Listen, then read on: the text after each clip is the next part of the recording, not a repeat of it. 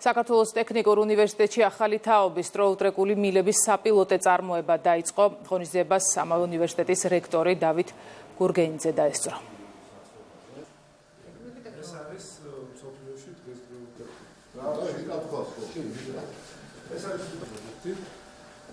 ჟიული შარტავას სახელობის ლაბორატორიულ კომპლექსში გაიხსნა სტროულ ლაბორატორია, რომელსაც ჩვენმა მეცნიერებმა კვლევარებმა შექმნეს ბირთვული და ელემენტარული ფიზიკის ექსპერიმენტებისათვის დეტექტორები, ტრეკული დეტექტორები. ეს არის მიღწევა და ეს დეტექტორები დედამიწაზე პირველად შეიქმნა ჩვენ უნივერსიტეტში და გამოიყენებენ ამას ჩვენი კოლეგები როგორც CERN-ში, შვეიცარიაში და საფრანგეთში, ასევე კეკში, ჯეიპარში, იაპონიაში, ამერიკის შეერთებულ შტატებში, ფერმელებში და ყველგან იქ, სადაც ფიზიკოსები და ინჟინრები მუშაობენ ადამიანის სიცოცხლის შემეცნებაზე. ჩვენს მიერ შექმნილი ტექნოლოგია, ეს არის ფაქტურად ახალი ტექნოლოგია, რომელიც გვაძლევს საშუალებას შექმნათ ისეთი დეტექტორები, რომელსაც აბსოლუტურად ახალი პარამეტრები აქვს. ძალიან ამბიციური პროექტებში მონაწილეობთ და გამომდინარე აქედან ჩვენ გვაქვს საკმაოდ სერიოზული წინსვლა საქართველოს ტექნიკურ უნივერსიტეტში.